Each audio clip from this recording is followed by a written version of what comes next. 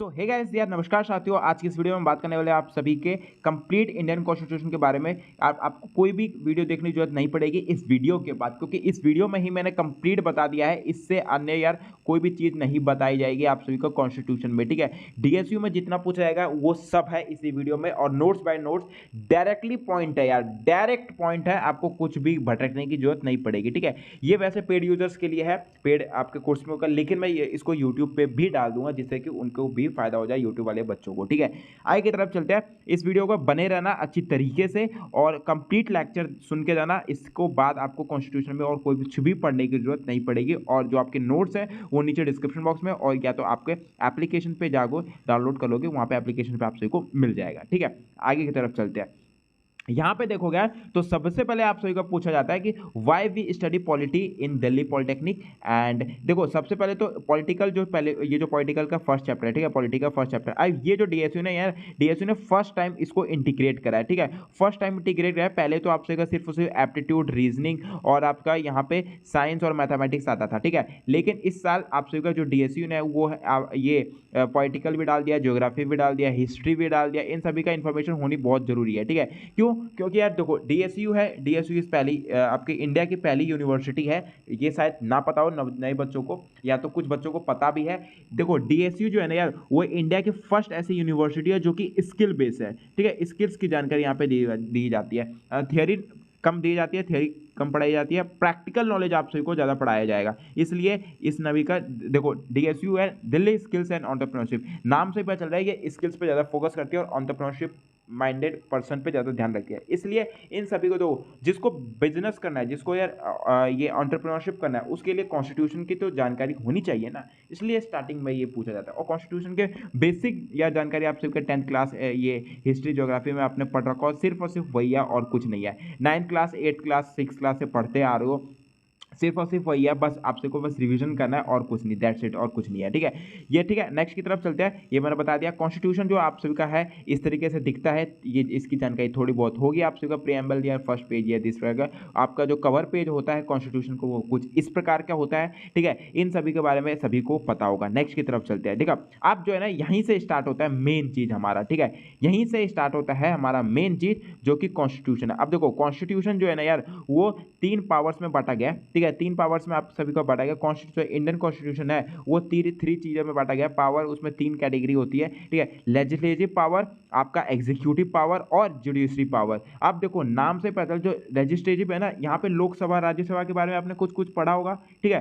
तो लोकसभा क्या होता है, राज्यसभा क्या होता है। कोई भी बिल पास करना पड़ता है तो हमें सबसे पहले लोकसभा में जाता है, फिर वो राज्यसभा में होता है, फिर इस प्रकार के आपका होता है। तो जो लेजिस्लेटिव पावर होती है ना, rules for the selection of the people for the law making, ठीक है, जो सिर्फ और सिर्फ लॉ बनाती है, ठीक है। यहाँ पे जो लेजिस्लेटिव पावर है ना, वो सिर्फ और सिर्फ लॉ बनाती है। अब क्वेश्चन पूछा जा सकता है आपसे का एग्जामिनेशन में कि ऐसी कौन सी पावर है जो कि लॉ पे काम करती है, ठीक है, जो कि लॉ बनाती है। तो लॉ मेकिंग कौन करती है, मतलब कि आपसे का रूल्स एंड रेगुलेशन कौन बनाता है, लॉ कौन बनाता है, वो बनाता है लेजिस्लेटिव पावर, ठीक है, जो कि रूल्स एंड लॉज बनाता है। वो कौन बनाता है, लोकसभा और राज्यसभा, ठीक है। ये शॉर्ट फॉर्म है। मैंने बस ये जब प्रैक्टिस करा था तभी मैंने ये लिख दिया था, तो बाद में टाइम ना लगे इसलिए मैंने पहले लिख दिया था, ठीक है। यहाँ पे देखते हो लोकसभा जो है वो राज्यसभा। अब ये यहाँ पे एक और क्वेश्चन बन के आ सकता है कि लोकसभा और राज्यसभा कौन से आर्टिकल में।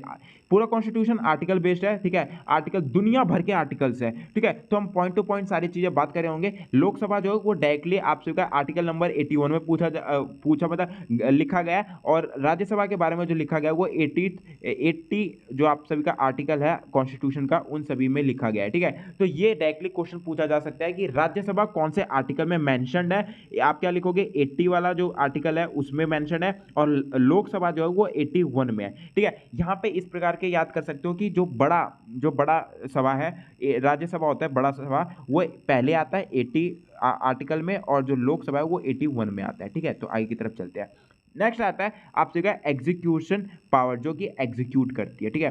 पावर ऑफ द इंप्लीमेंटेशन, यहाँ पे देखो पहले जो आता है जो कि लॉ बनाता है, फिर आपका जो होता है लॉ इंटीग्रेट करता है। अब ये चीज के बारे में जो मेंशन है ना, इस चीज के बारे में जो इन्फॉर्मेशन है वो डायरेक्टली आर्टिकल नंबर 52 में मेंशन है। ये जो आप सभी का लिखा गया ना, इन सभी को याद रखना और डायरेक्टली क्वेश्चन पूछा जाएगा, इसलिए मेरे डायरेक्टली नोट्स में ही मैंने डाल दिया, ठीक है। और इससे बढ़िया और इससे फालतू की चीज़ें और नहीं पूछा जाएगा, और फालतू के हम पढ़ा भी नहीं रहे, ठीक है। जो आप एग्जामिनेशन में समय कम है, इसलिए डायरेक्टली समय डायरेक्टली पॉइंट समझ लो, ठीक है। तो एग्जीक्यूशन का जो पावर है ये कौन से आपका, देखो सबसे पहले राज्यसभा लेजिस्लेटिव पहले आपका ये लॉ बना, फिर उसको इम्प्लीमेंट हुआ, अब उसको रूल्स एंड रेगुलेशन में लाएगा कौन, ठीक है। उसको ये कौन चेक करेगा कि ये चल रहा है कि नहीं चल रहा है, गलत कर रहे हैं इंसान नहीं कर रहा है, ठीक है। तो इस प्रकार से ये है, ठीक है।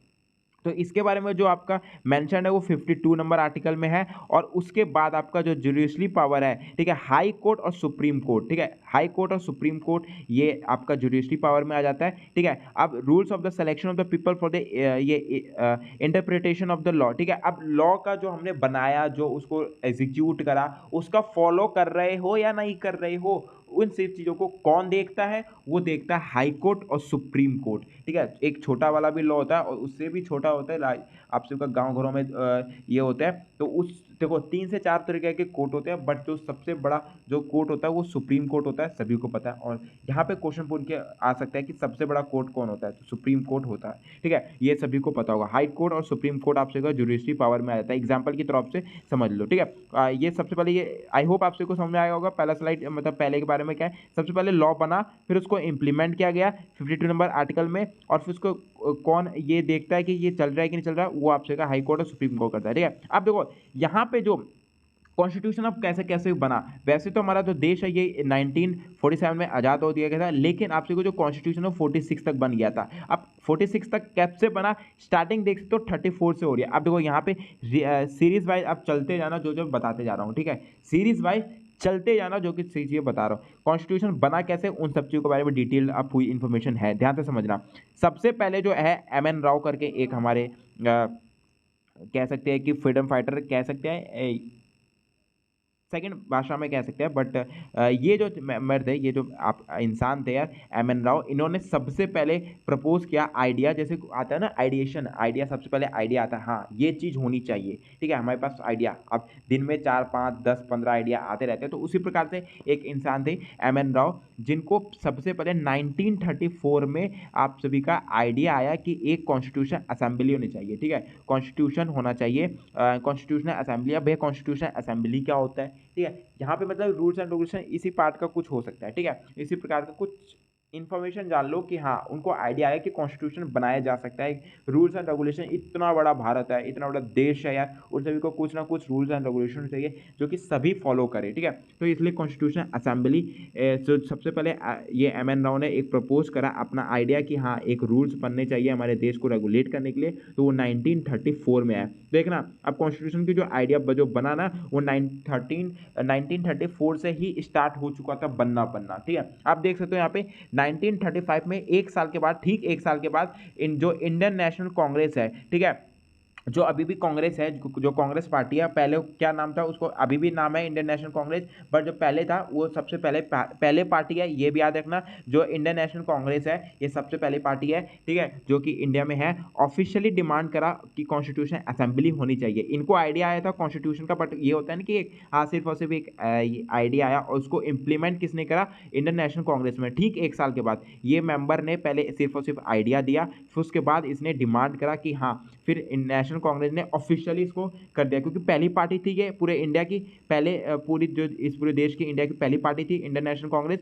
तो इसने डिमांड कर दिया कि हाँ एक रूल्स एंड रेगुलेशंस होनी चाहिए देश को रेगुलेट करने के लिए, ठीक है। फिर उसके बाद 1938 में जो सबसे पहले जवाहरलाल नेहरू था, मतलब जवाहरलाल नेहरू थे फर्स्ट प्राइम मिनिस्टर, ये सभी को पता है, ठीक है। तो 1938 में ना ठीक 3 साल के बाद, 3 इयर्स के गैप के बाद, उन्होंने क्या करा, constitution for the free India and constitute assembly must be framed. तो इन्होंने कहा हाँ ये जो है ना, ये आइडिया मुझे अच्छा लगा। इन्होंने सारी चीज़ें पूरी कह सकते हैं कि पूरी तरीके से एनालाइज कर लिया था कि कॉन्स्टिट्यूशन किस प्रकार से दिस डैट फलाना ढिमकाना बनना है, ठीक है। तो उन्होंने कहा हाँ ये जो जवाहरलाल नेहरू जो प्राइम मिनिस्टर है ना, prime minister PM first prime minister, उन्होंने कहा 38 में ठीक 3 साल के बाद, तो उन्होंने कहा कि हाँ ये आइडिया मस्ट है, ये बेस्ट है, इसको हम इम्प्लीमेंट कर सकते हैं, इसको हम ला सकते हैं, इसको ऑफिशियली कर सकते हैं, इसको बना सकते हैं, ठीक है। तो ये जवाहरलाल नेहरू ने कह दिया।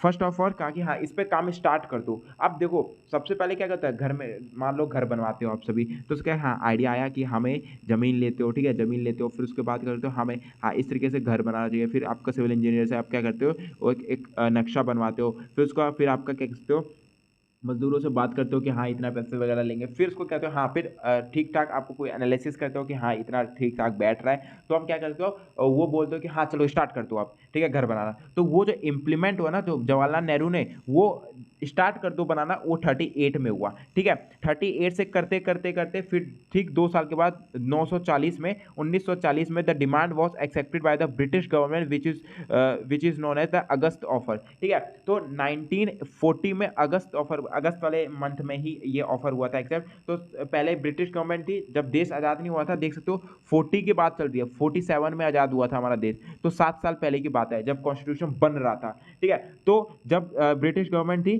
तो उस समय जो 1940 में ब्रिटिश गवर्नमेंट ने भी हाँ बोल दिया कि हाँ चलो ये ठीक है, हम एक रूल्स एंड रेगुलेशन बनाते हैं, कॉन्स्टिट्यूशन बनाते हैं, ठीक है। तो 1942 में क्या हुआ, 2 साल के बाद आपसे का क्या हुआ, sir Stafford Cripps came to be proposal for the formulating the constitution after World War II but rejected by the Muslim League। अब देखो यहाँ पे एक कह सकते हैं कि जो जब ब्रिटिश गवर्नमेंट था, उनका नाम क्या था, सर स्टेफन क्रिस्पर, ठीक है, ये नाम याद रखना। 42 में यहाँ से भी क्वेश्चन बन के आता है, ठीक है, यहाँ से भी क्वेश्चन बन के आता है कि जो आपका ये वाले जो सर थे ना स्टैफोर्ड क्रिस्पर, इन्होंने क्या करा कि वर्ल्ड वार जो 2 था ना, वर्ल्ड वार 2 जैसे ही खत्म हुआ यार, जैसे ही वर्ल्ड वार खत्म हुआ 1942 में वर्ल्ड वार 2 खत्म हुआ, तो उन्होंने कहा कि हाँ ये प्रपोजल हम कह सकते हैं कि दे सकते हैं, फॉर्मुलेट कर दिया कि कॉन्स्टिट्यूशन बनाया जा सकता है। एक यहाँ पे ये जो उस समय जो थे ना, मतलब ये जो मेंबर थे, उन्होंने कहा कि हाँ ये कॉन्स्टिट्यूशन इस प्रकार से बन रहा है हमारा, और बन के रेडी हो गया है ऑलमोस्ट, और तो इसको फाइनल प्रपोजल दे सकते हो, ठीक है, फाइनल प्रपोजल उसको दे देते हैं। लेकिन उस समय क्या था यार, मुस्लिम बंदे भी थे, ठीक है, मुस्लिम की तब तक थे, और उस समय क्या था, भारत पाकिस्तान सेम ही था, ठीक है, भारत पाकिस्तान सेम ही था। तो उसमें जो पाकिस्तान वाले मेंबर्स थे ना, मतलब जो कह सकते हैं, देखो वो जो मुस्लिम लीग, जो मुसलमान वाले बंदे थे, जो मुसलमान लोग थे, ठीक है, काफ़ी सारी जो यूनिटी थी मुसलमान की, उन्होंने कहा था कि भैया अगर एक देश हो गया, अगर एक कॉन्स्टिट्यूशन हो गया, एक रूल्स एंड रेगुलेशंस हो गया, तो उस तब जो है Pakistan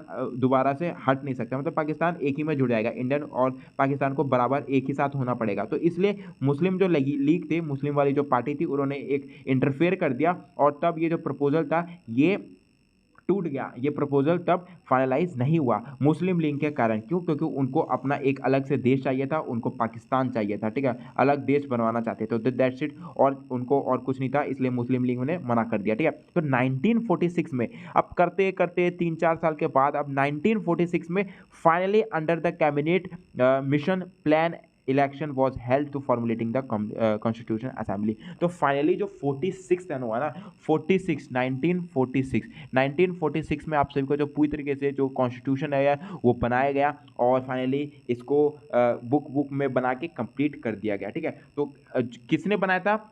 under the cabinet mission, ठीक है, कैबिनेट मिशन। यहाँ पे पूछा सकता है कि 19 ऐसा कौन सा ईयर था या कौन सा 1946 में किसके अंडर आपका जो कॉन्स्टिट्यूशन है वो फॉर्मुलेट करा गया, ठीक है, फॉर्मुलेट बनाया गया, ठीक है, किसके अंदर? हाँ, इसको आपका कह सकते हैं कि ठेका दे दिया कि हाँ तुम ही बनाओगे कॉन्स्टिट्यूशन, ठीक है। तो अब क्या करता, सिर्फ और सिर्फ पेपर वर्क पर ऐसा चीज़ें चल रही थी, प्रपोजल दिया, पेपर वर्क चल रही थी। तो यहाँ पे जो है ना, ये ठेकेदारी दे दी इनको, किसको? कैबिनेट मिनिस्टर को ठेकेदारी कर दी। जैसे मकान बनाने के लिए ठेकेदारी देते हैं ना, सेम उसी प्रकार से हमें ठेकेदारी दे दी 1946 में, दिस टाइप करके आप कॉन्स्टिट्यूशन बना लो, ठीक है। उसके बाद कॉन्स्टिट्यूशन असेंबली हुई। अब देखो यहाँ पे ध्यान से सुनना, initially the number of the members was 389 after the petition in the came down the 29, ठीक है। तो जब फर्स्ट ऑफ ऑल कॉन्स्टिट्यूशन बनाया तो सब देखो, इंडिया का जो कॉन्स्टिट्यूशन है यार, इंडिया का जो कॉन्स्टिट्यूशन है वो बहुत बड़ा है, सबसे बड़ा, पूरे वर्ल्ड में सबसे बड़ा रिटन कॉन्स्टिट्यूशन है, ये तो पता ही होगा सबको, ठीक है। तो इन सभी सबसे बड़ा रिटन कॉन्स्टिट्यूशन, और पूरी तरीके से हैंड से लिखा गया, हाथ से लिखा गया है। तो हाथ से लिखने के लिए अब एक मेंबर तो नहीं लिख सकता, तो काफ़ी सारे मेंबर्स थे, तो 389 मेंबर्स पिटीशन वगैरह सारी चीज़ें हुई, और करते करते ये सारी चीज़ें पिटीशन वगैरह होते होते 299 में ये चला गया, ठीक है। 389 थे पहले, 389 थे पहले, फिर पिटिशन होते होते वो 299 पे पहुंच गया। ठीक है, the first meeting of the constitution assembly was held in the दिसंबर 9 1946। यहाँ पे याद रखना, ये तो 100% गारंटी पूछा जा सकता है क्वेश्चन कि फर्स्ट मीटिंग कब हुई थी कॉन्स्टिट्यूशन असेंबली की। कॉन्स्टिट्यूशन जब बनी थी तो फर्स्ट कॉन्स्टिट्यूशन असेंबली कब हुई थी, दिसंबर 1946 में। ठीक है, 1946 में फर्स्ट आपकी कह सकते हैं कि कॉन्स्टिट्यूशन असेंबली हुई थी।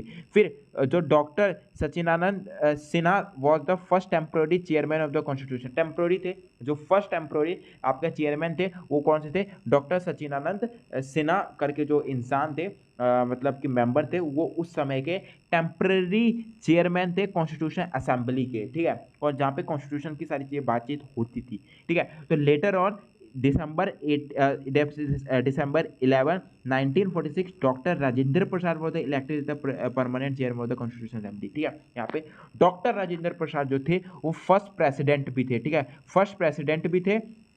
ठीक है, फर्स्ट प्रेसिडेंट भी थे, और जो फर्स्ट मेंबर जो परमानेंट चेयरमैन थे कॉन्स्टिट्यूशन असेंबली के, तो वो कौन थे वो डॉक्टर राजेंद्र प्रसाद। 1946 में जब देश आज़ाद हो गया, तो दिसंबर मतलब 1947 46 के आसपास जब देश आज़ाद होने को था।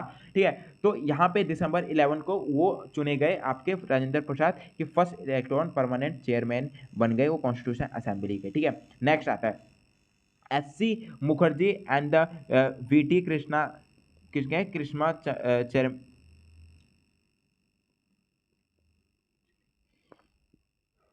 नेक्स्ट आता है एच.सी. मुखर्जी एंड यार वी.टी. जो कृष्णाचारी थे, were the first vice president of the constitution. देखो, प्रेसिडेंट होता है, वाइस प्रेसिडेंट होता है, पीएम होता है। ठीक है, एक मेन पीएम होता है, एक सब कैटेगरी का जो पीएम होता है उसके बाद पीएम बनने का चांसेस होता है ना। इस प्रकार से प्रेसिडेंट पीएम में नहीं होता, प्रेसिडेंट में होता है। ठीक है, वाइस प्रेसिडेंट और प्रेसिडेंट मेन प्रेसिडेंट में होता है ना। ठीक उसी प्रकार से ये दो मेंबर जो थे, ये जो दो मेंबर थे, ठीक है, एस.सी. Mukherjee and VT. वाले, वी.टी. इंसान, वीटी, तो वो जो थे ना फर्स्ट प्रेसिडेंट थे कॉन्स्टिट्यूशन असेंबली के। Then BN. Rau was the constitutional adviser. ठीक है, जिन्होंने एडवाइजरी दी, जिन्होंने आइडिया दिया था ना, जिन्होंने आइडिया दिया था कि कॉन्स्टिट्यूशन बनाया जा सकता है, रूल्स एंड रेगुलेशन बनाया जा सकता है, तो वो थे कॉन्स्टिट्यूशन एडवाइजर। ठीक है, वो एडवाइजरी करते थे उस समय, तो उस प्रकार के ये सारी थी। और जो फर्स्ट काउंसिलिंग की जो फर्स्ट आपकी कॉन्स्टिट्यूशन असेंबली हुई थी ना, कुछ इसी प्रकार की हुई थी। और जो फर्स्ट कॉन्स्टिट्यूशन असेंबली का जो लोगो था वो कुछ इसी प्रकार के था। ठीक है, इस प्रकार का कुछ लोगो था, आप देख सकते हो कुछ इस प्रकार का लोगो था।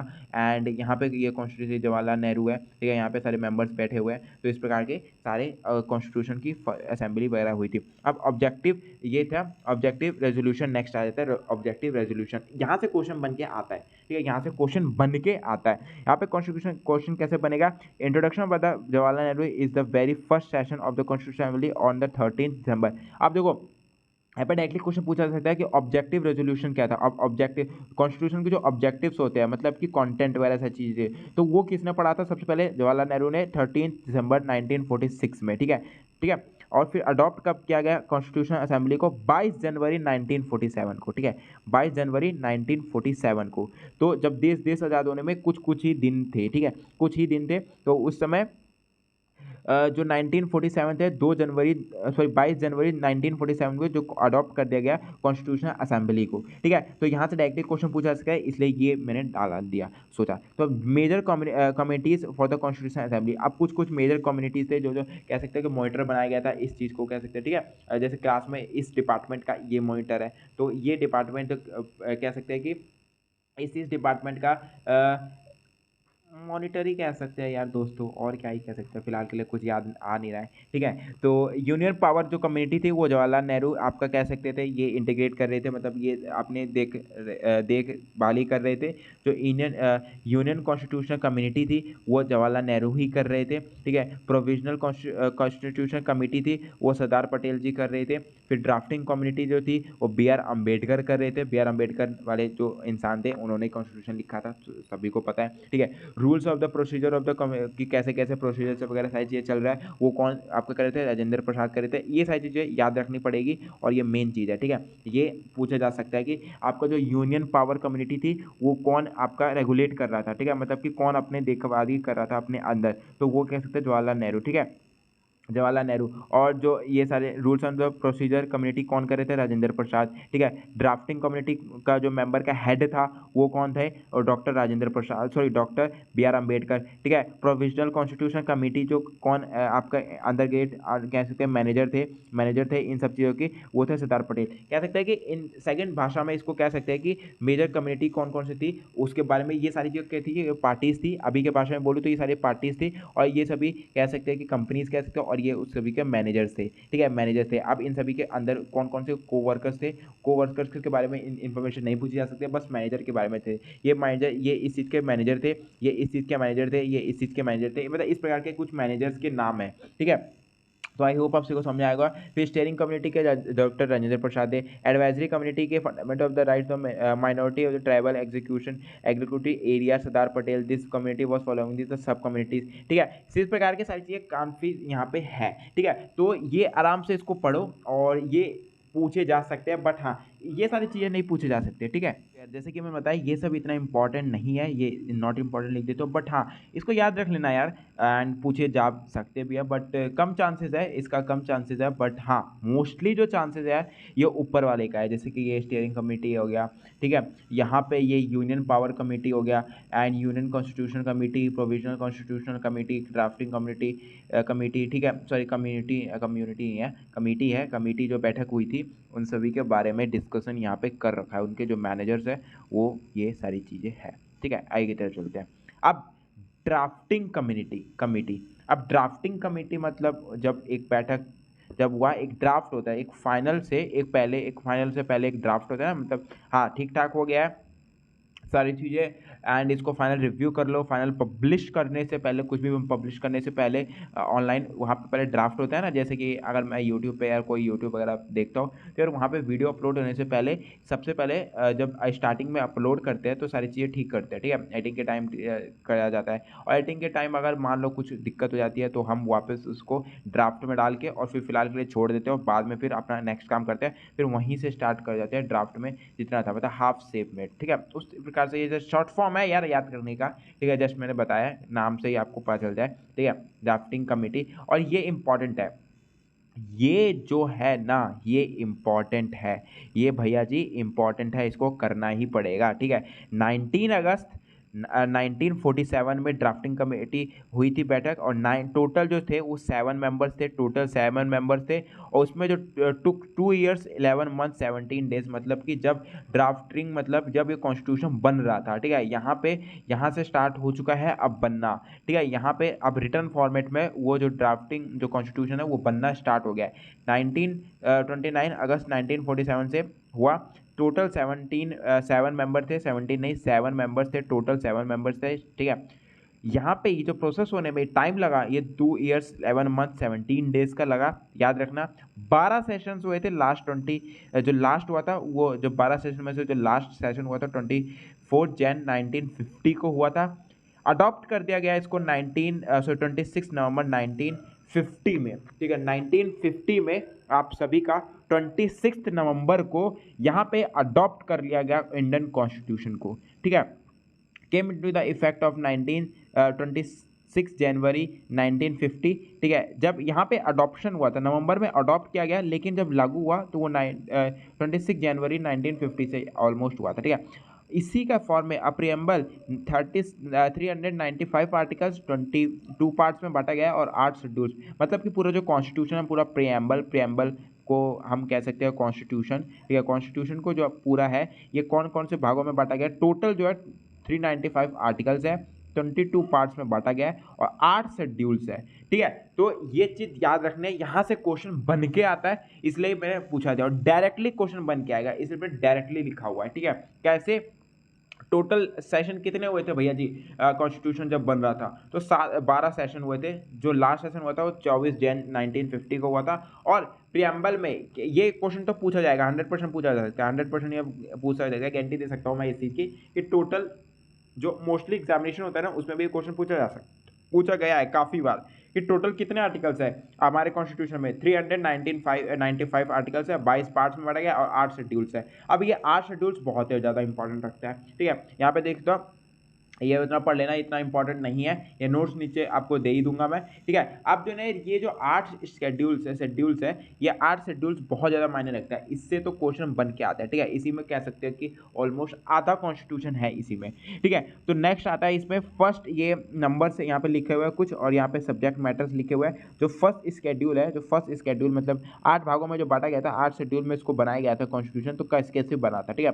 तो फर्स्ट हुआ था फर्स्ट स्केड्यूल में, name of the state of their territories जुडिक्शन रखा है, सॉरी प्रोनाउंसिएशन में दिक्कत हो रही है, ठीक है, बट कोई बात नहीं, वो समझ गए होंगे आप, ठीक है। यहाँ पे जो नेम ऑन द स्टेट, जो फर्स्ट शेड्यूल है ना, फर्स्ट शेड्यूल में जो स्केड्यूल में आप सबका इंडियन स्टेट्स के बारे में बताया गया, ठीक है। यहाँ पे बस ये याद रखना है कि फर्स्ट शेड्यूल में इंडियन स्टेट्स के बारे में बताया गया, और फिर name of the union territories के बारे में बताया, और देयर एक्सटेंट के बारे में बताया, ठीक है।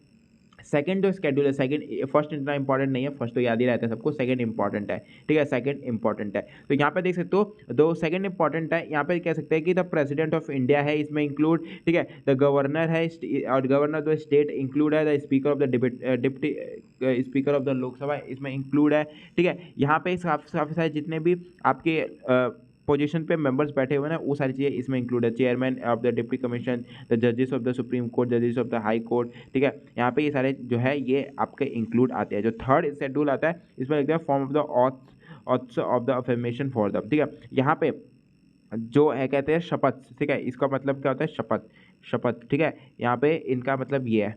जो थर्ड आपका स्केड्यूल आता है उसमें ऑथ्स के बारे में आता है, मतलब कि इसका मतलब क्या होता है, शपथ, जैसे कि मैंने बताया, ठीक है, शपथ, ठीक है, शपथ। उसके बाद आप सभी का क्या आता है, इसमें क्या इंक्लूड होता है थर्ड स्केड्यूल में, तो जितने भी शपथ ग्रहण समारोह होते हैं ना, वो सारे के सारे इस चीज़ में ही, सेक्टर में लिखा गया, थर्ड स्केड्यूल में ही लिखा गया, ठीक है। तो उसके बाद उसमें यूनियन मिनिस्टर का लिखा हुआ है, ठीक है, candidate of the election of the parliament, member of the parliament, जजेस of the supreme court, the controller of the auditor general of India, ठीक है। स्टेट मिनिस्टर्स आपका हो गया, the candidate of the election for the state legislature हो गया, the members of the state legislature होगा, जजेस ऑफ द हाई कोर्ट हो गया। तो इन सभी में जो ऑथ्स होता है, मतलब कि शपथ ग्रहण जो होता है, उन सभी के बारे में जो डिटेल्स लिखे हुए हैं वो इस थर्ड स्केड्यूल में लिखा गया था, ठीक है। फोर्थ शेड्यूल में जो लिखा हुआ था, allocation of the seats in the Rajya Sabha of the state of the union territories, ठीक है। तो मतलब यूनियन टेरिटरीज जो 7 यूनियन टेरिटरीज है आप सभी को पता है, ठीक है। तो उसमें और प्लस में राज्यसभा में कितने जो सीट एलोकेशन कितना होगा, वो सारी जो डिटेल्स है वो इसमें लिखी गई थी फोर्थ शेड्यूल में। फिफ्थ शेड्यूल में लिखा गया था provisional relating to the administrator and the control of the schedule area of the scheduled tribes के बारे में लिखा गया था, ठीक है, मतलब ST SC के बारे में लिखा गया था इसमें। यहाँ पे फिफ्थ शेड्यूल में, सिक्स शेड्यूल में लिखा गया था आपका ये त्रिपुरा, मिजोरम, असम के बारे में लिखा गया था, थोड़ा बहुत उसके एडमिनिस्ट्रेटेड ट्राइबल, जितने भी ट्राइबल रीजन्स है उसके बारे में लिखा गया था। सेवंथ आपका यहाँ पे इंपॉर्टेंट बनता है, ठीक है, यहाँ पे आप सभी का division of the power between the union and the state term in the union of the, मतलब कि यार देखो आम भाषा में बताऊं तो आपका एक होता है कि जो मेन होता है, ठीक है, मेन सरकार होती है आपका, ठीक कह सकते हैं दिल्ली गवर्नमेंट, और एक कौन है जो राज्य में है, ठीक है। तो उन सभी में जो डिफरेंस में पावर डिफरेंस है, अलग अलग पावर है, तो उन सभी में जो अलग अलग पावर की जो डेफिनेशन थी वगैरह सारी चीज़ें वो सेवंथ में लिखा गया था, ठीक है। तो ये सारी चीज़ें है। एट्थ में आप सभी का आ जाता है लैंग्वेजेस थे, ठीक है, 14 लैंग्वेजेस को हुआ था, बट अभी जो है वो 22 आपके लैंग्वेजेस है, ठीक है। पहले कितने थे लैंग्वेजेस, सिर्फ और सिर्फ 14 ही लैंग्वेज थे आपके इंडियन कॉन्स्टिट्यूशन में पहले जब बन रहा था, ठीक है। लेकिन जो है अब 22 हो गया, अब 22 से भी प्लस हो गया है शायद मेरे हिसाब से, ठीक है। तो इसमें सारी जो लैंग्वेजेस है वो सारी चीज़ें, इसमें सभी लैंग्वेजेस है, तेलुगु, उर्दू हो गया, ठीक है। Sindhi was added in 21st century में, ये वाला जो लैंग्वेज है ये ऐड करा गया, ठीक है। ये सारी चीज़ें जो है ये ऐड करनी, मतलब याद रखनी है आप सभी को। 9th जनरेशन जो था, 9th शेड्यूल जो था आप सभी का, इसमें है आप सभी का act and the regulation originally 13 but presently जो आपका 282 है, ठीक है। एक्ट और जो रेगुलेशंस है उसमें टोटल जो एक्ट्स है हो गया, ठीक है, ये एक्ट के थ्रू, ये धारा के अकॉर्डिंग ये फलाना ढिमारा लिखते हैं ना, वो सारी जो चीज़ें, वो सारे जो है वो 9th शेड्यूल में आपका आया था, ठीक है। 19 of the state legislature dealing with the land reforms and the ये सारी चीज़ें, जो ज़मींदारी हो गया सिस्टम, ये जो लैंड हो गया, ज़मींदारी हो गया, ठीक है। एंड उसमें जो है ये इतना बड़ा आपका फील्ड है, ये इतना बड़ा चौड़ा आप सभी को फील्ड मिलेगा, ये सुप्रीम कोर्ट का इतना फाइल होगा। ये दिस शेड्यूल ये was added with the first amended. अब अमेंडेड क्या होता है भैया जी? अमेंडेड मतलब ये होता है कि चेंजेस करना, ठीक है, चेंजेस करना। ये अमेंडेड मतलब चेंजेस करना गया, ठीक है। जो इसमें क्वेश्चन बन के आ सकता है, जो आपका यहाँ पे क्वेश्चन बन के आएगा, जो फर्स्ट अमेंडेंट कब हुआ था, फर्स्ट चेंज कब हुआ था कॉन्स्टिट्यूशन में? 1951 में, ठीक है। 1951 में आप सभी का फर्स्ट अमेंडेंट हुआ था, ठीक है, जो कि हुआ था to the product of the law including the form of judiciary security, मतलब जुडिशरी सिक्योरिटी मतलब सुप्रीम कोर्ट, हाई कोर्ट वगैरह थे ना, उन सब चीज़ों को सिक्योरिटी रखने के लिए, इन सब चीज़ों में। इसलिए फर्स्ट जो अमेंडेंट हुआ था 1951 में हुआ था। जो 10th स्केड्यूल था यार, उसमें पहले 8 पढ़ाए थे, बट यहाँ पे आते आते ही 10th हो गया, क्योंकि ये सारा इंपॉर्टेंट है, इसलिए मैंने डाल दिया इसमें, ठीक है। इसमें लिखा है provisionally related to the disqualification of the members of the parliament at the state, ठीक है। अब कॉन्स्टिट्यूशन सारी चीज़ें बन गई, लेकिन अगर बाई चांस कोई रूल्स एंड रेगुलेशन का फॉलो नहीं करता है, कॉन्स्टिट्यूशन का फॉलो नहीं करता, तो उसको निकालना भी तो पड़ेगा, ठीक है। तो इसलिए पार्लियामेंट में डिस्क्वालिफिकेशन, स्टेट गवर्नमेंट में उसका डिस्क्वालिफिकेशन, इससे रिलेटेड जितने भी इंफॉर्मेशन थे वो 10th स्केड्यूल में आया था, ठीक है। उसके बाद भैया जी कुछ फैक्ट्स आ जाते हैं आपके कॉन्स्टिट्यूशन से रिलेटेड। जो नेशनल फ्लैग है वो 22 जुलाई 1947, याद रखना 22 जुलाई, ठीक है, जुलाई 1947 में आपका जो फ्लैग है वो फाइनल हुआ था, ठीक है, कह सकते हैं। जो नेशनल एंथम जो था वो 24 जनवरी 1950 को मतलब लिया गया था अपने अंडर, ठीक है, कॉन्स्टिट्यूशन के अंदर लिया गया था। कह सकते हैं कि हाँ ये हमारा नेशनल एंथम है और ये नेशनल फ्लैग है। नेशनल फ्लैग कब हुआ था? 22 जुलाई 1947, ठीक है, मतलब कि आपका कह सकते हैं डीएसयू का जो एग्जामिनेशन होगा 22 जून को होगा, उसके ठीक एक महीने बाद, ठीक है। 1947 में आप सभी का ये नेशनल फ्लैग हुआ था, और नेशनल एंथम जो हुआ था वो जनवरी 24 1950 में हुआ था, ठीक है। आई होप आप सभी को समझ में आ गया। अब यहाँ पे बस इतना ही था। अब 2 से 3 क्वेश्चन आ रहे होंगे जो कि बस इंपॉर्टेंट है, और दैट्स इट, और कुछ नहीं है आपके इंडियन कॉन्स्टिट्यूशन में, ठीक है। Who among the following was not a member of drafting committee of the constitution, ठीक है। यहाँ पे देखो ड्राफ्टिंग कमेटी, ये जो हमने ऊपर पढ़ा था, क्या पढ़ा था भैया जी? ये सारी जो चीज़ें थी ना, ये देखो ये सारी जो चीज़ें थी, ये ड्राफ्टिंग कमेटी सारी चीज़ थी, ठीक है।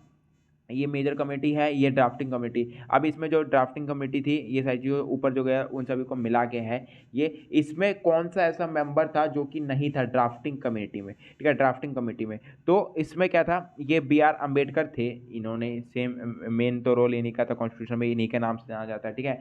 तो KM मुस्ली भी थे, ठीक है। यहाँ पे ये MK गांधी नहीं थे यार, MK गांधी नहीं थे, ठीक है, MK गांधी नहीं थे। तो यहाँ पे एक डायरेक्टली क्वेश्चन पूछा जाएगा, 100% गारंटी पूछा, 80% तो कह सकता हूँ कि क्वेश्चन पूछा जा सकता है, 80% ये क्वेश्चन पूछा सकता है कि कौन सा ऐसा मेंबर था जो कि ड्राफ्टिंग कमेटी में नहीं था, ड्राफ्टिंग कमेटी में नहीं था, ठीक है। तो हम कह सकते हैं कि ये MK गांधी जी नहीं थे, ये नहीं थे, ठीक है।